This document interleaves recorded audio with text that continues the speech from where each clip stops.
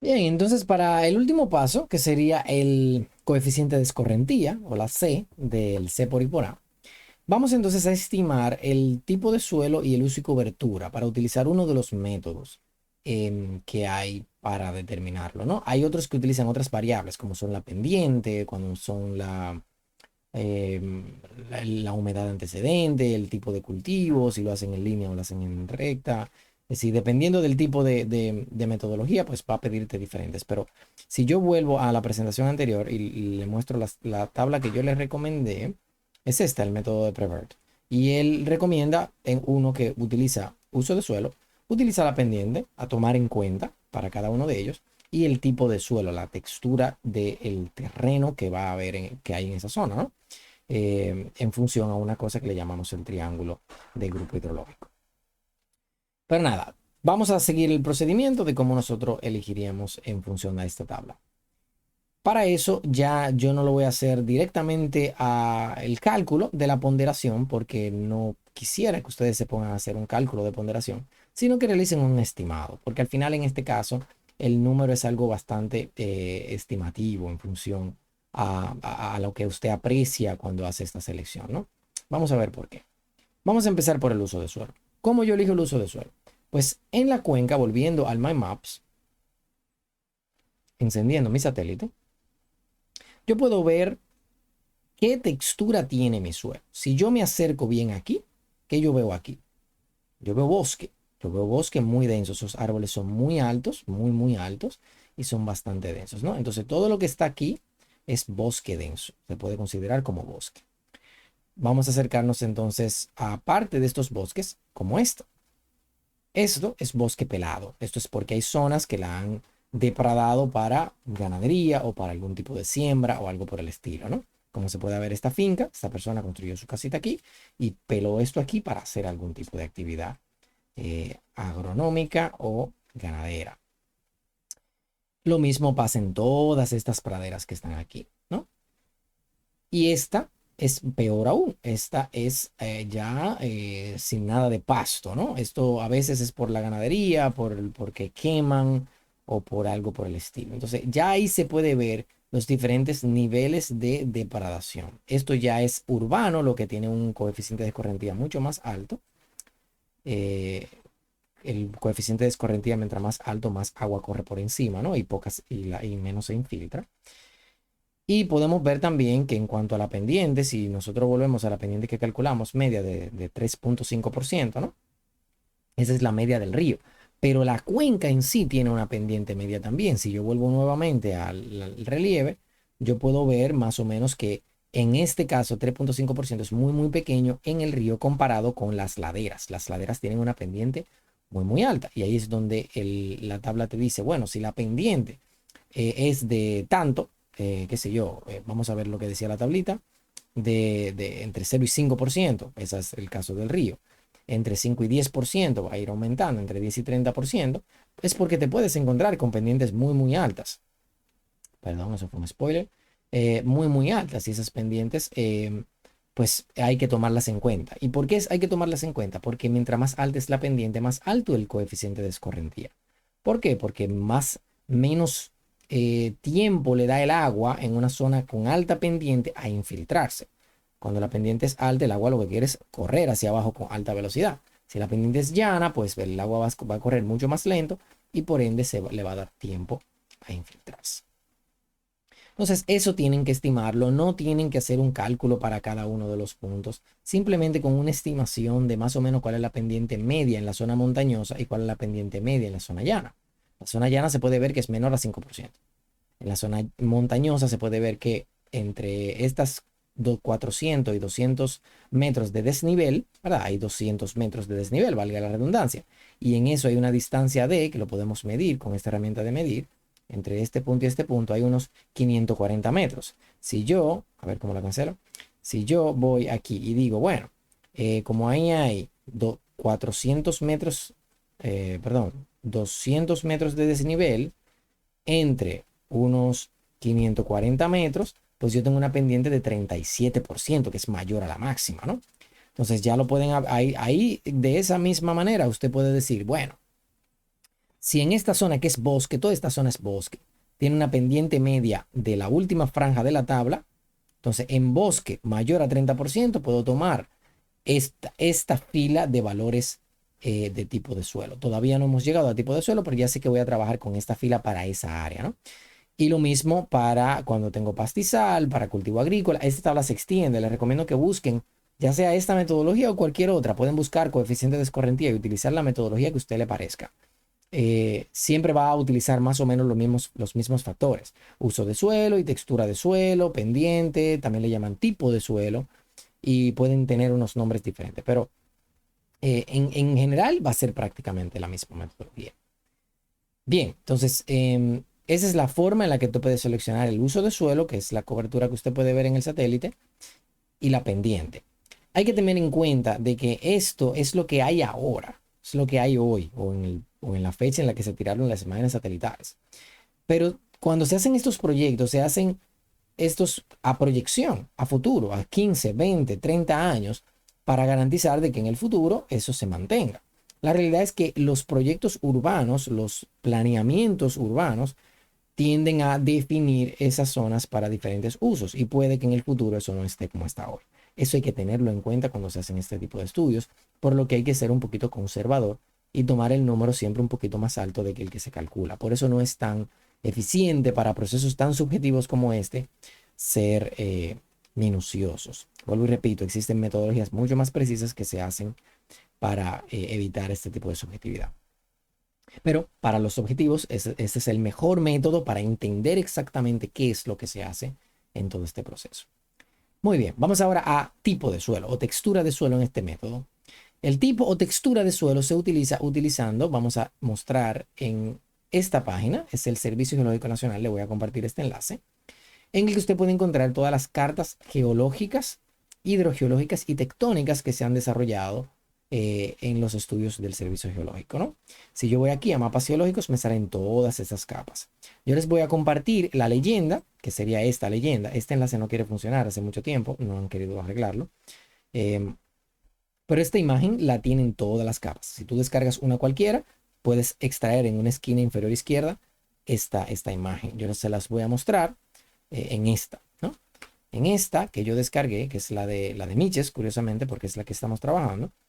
Fíjense, en la esquina inferior izquierda está la capa con todos los nombres.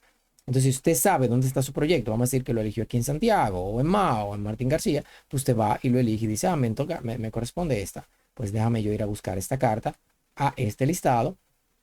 Martín García, Martín García, Martín García, Martín García, y lo descargo, ¿no? Cuando yo lo descargo, pues me va a abrir un archivo como este, y yo puedo ver dos cosas. Primero, esta grandiosa cosa llena de cosas. No hay que preocuparse por todos estos detalles. Lo importante con esto es que a la derecha van a tener un esquema regional, uno tectónico y uno hidrogeológico. El que le importa a ustedes es el hidrogeológico, porque es el que te dice cuál es la permeabilidad relativa que hay con respecto al tipo de suelo que hay ahí. Si yo me acerco a la leyenda, pues dice permeabilidad alta, permeabilidad media alta, permeabilidad baja. Y esto es lo que te dice a ti cuál es el contenido de arcilla que hay o de arena. Cuando es muy, muy alta, normalmente la permeabilidad alta es o por fisura o por karstificación o por arena, un alto contenido de depósitos aluviales, ¿no?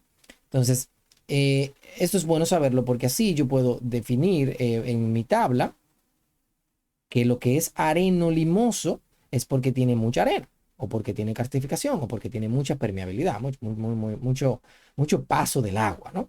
Y si hay mucho paso del agua, cuando llueve me la absorbe, eso es lo importante. En el arcilloso es lo contrario, en el arcilloso es el polo opuesto, es permeabilidad muy, muy baja, ¿no? Y eso es lo que hay que tener en cuenta. Algunas tablas muestran grupos geológicos, perdón, grupos hidrológicos, que son A, B, C y D. A es altamente permeable y D es bajamente permeable, pero es exactamente la misma idea. Usted viene aquí al mapa y dice, bueno, esta cuenca, en este caso estamos hablando en el río Yeguada. Esa es otra cosa que deben tomar en cuenta. El mapa, al ser una imagen en PDF, es muy difícil tú definir cuál es tu río, pero tienen que hacerlo el intento basado en todo en el contexto. en la imagen completa para saber más o menos dónde estás ubicado. Mira el mapa, el esquema regional que te muestra más o menos dónde estás y luego te puedes acercar a tu río. Cuando lo encuentres, en este caso yo lo puedo encontrar fácilmente porque el Yeguada se encuentra atravesando Miches y Miches se encuentra entre justamente al este de esta cuña. Aquí, míralo aquí, este es Miches y miren el río Yeguada ahí. Entonces, si yo sé que es el río Yeguada y que me considera toda esta cuenca que está aquí. Recuerden que la que estamos trabajando solamente está los franceses, por lo que hay una parte que no contempla, que es esta de este lado, ¿no? Este tramo de aquí fue el que eliminamos cuando hicimos la delimitación. Em, a ver si esto coincide, porque veo como que hay un pedazo que está bastante alejado y que sí aportaba. Ja, esto está muy mal delimitado. Esto debió de ir por este lado. Todo esto pertenece, eso, no lo que no le suceda a ustedes, todo esto pertenece a la cuenca. Por eso es bueno usar métodos automáticos, ¿no? Porque realmente todo esto iba para este lado, ¿no? Eso tengo que corregirlo para tener el área correcta. Vamos a aprender esto. Pero realmente esto sí le correspondía. Lo que no le correspondía era este pedazo de aquí solamente. Por esta parte sí le correspondía. Entonces, incluso desde aquí.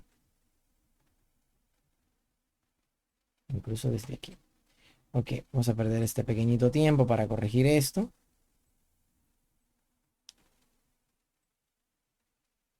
Eso pasa cuando todo es en vivo, e improvisado. Bueno, esto no es en vivo. Esto es pregrabado y lo pudiera corregir realmente. Pero no, el error fue bastante mínimo. Siempre y cuando se identifique a tiempo, ¿no? Entonces todo esto le corresponde a la cuenca de Robert. Y vuelvo y repito, esto es un estimado. Esto se supone que debe de hacerse con metodologías más precisas, ¿no? Ahora sí, ahora sí. Incluso ahora tal vez el río más largo sería este, pero eso no es muy importante, aparentan ser bastante equidistantes. Ahora el área aumentó a 48.2 kilómetros cuadrados. Como no hemos usado ese número, pues el error no fue tan grave. Volviendo aquí, ya yo sé que el río, todo el río, y esto fue muy bueno para saber exactamente cómo se ve. Si yo lo veo aquí, yo puedo acercarme al hidrogeológico y saber que este que está aquí, que está entre esta cuña y esto que está aquí, es este que está aquí, que curiosamente no se ve. Es decir, tú tienes el Jayán y tienes el Jovero, pero este es el Yeguada. Parece que esta es una línea azul, debería de cruzar por aquí y otra cruzar por aquí. Pero parece que a los editores que hicieron esto se le apagó esa capa. Toda mi cuenca que está aquí tiene un gran porcentaje en verde, un gran porcentaje en ese amarillo clarito y un gran porcentaje en ese amarillo con bolitas. Vengo a la leyenda y puedo ver que el verde es permeabilidad baja. Entonces, toda esta parte es permeabilidad baja. Vamos a decir que el 50% de la cuenca es permeabilidad baja. Tengo aquí una permeabilidad alta, una alta media y una baja en el gris oscuro. Entonces, el gris oscuro y el verde, que probablemente representan más del 60-70% de la cuenca, es permeabilidad baja, ¿no? Entonces, yo puedo considerar esto como arcilla, todo esto como arcilla o arcilloso, para lo que tiene que ver con la tabla, y esto que me pasa por el medio, que tiene las bolitas, y este blanquecino, este gris claro, como permeabilidad alta, ¿no? Esta, que es ese grisáceo, yo puedo decir que es permeabilidad media, ¿no? Y que aquí en la tabla correspondería al limo arcilloso. Si lo hago de esa manera, que es bastante válida, puedo decir que el 70% de la cuenca es permeabilidad baja o arcilloso, el 20% de la cuenca es permeabilidad media y el 10% de la cuenca es permeabilidad baja para cada una de las tres columnas. Y así yo puedo entonces definir, ponderar para cada porcentaje del área de bosque qué tipo de arcilla tiene y entonces sacar ese número y ponderarlo por área con los otros valores. Y así tener más o menos un estimado de cuál es el valor que le correspondería a la cuenca completa, ¿no? Vuelvo y repito, hay metodologías para hacerlo esto preciso, sacando polígonos y haciendo una metodología que les recomiendo que busquen, que se llama polígono de Thyssen, que le ayuda a hacer todo este trabajo de esa manera. Pero no vale la pena para este proceso, ¿no? Porque es bastante preliminar. Con si sacar un estimado y tomar un valor ligeramente por encima, es más que suficiente, ya que te ayuda a tomar en cuenta que ese terreno, como lo estamos definiendo pues probablemente en el futuro no se va a mantener así. Por más preciso que lo hagamos, en el futuro no se va a mantener así.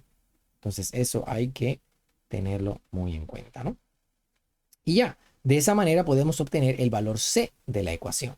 Y si ya tenemos el valor, volviendo de nuevo al esquema, ya tenemos el área de la cuenca, ya tenemos la intensidad de la lluvia y ya tenemos el coeficiente de escorrentía, pues perfectamente podemos meterlo en la calculadora y decir área. Hay que tener en cuenta las unidades, claro está. El área está en kilómetros cuadrados probablemente.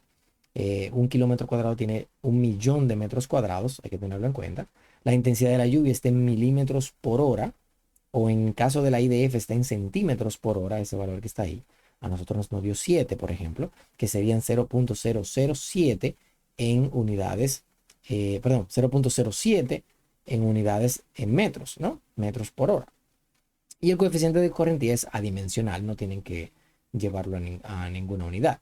Eso le va a dar un valor que va a estar en metros cúbicos, según las unidades que le acabo de mencionar, en metros cúbicos por hora. Entonces tendrían que dividirlo entre 3600 para llevarlo a metros cúbicos, perdón, sí, a metros cúbicos por segundo, ¿no? Que a usted le interese metros cúbicos por segundo, dividiéndolo entre 3600. Y listo, ahí ya usted tiene su caudal punta en metros cúbicos por segundo, que es el caudal que vamos a utilizar para el estudio. Así que cualquier duda, estamos en comunicación, en contacto por todos los canales y déjenme saber cómo les va.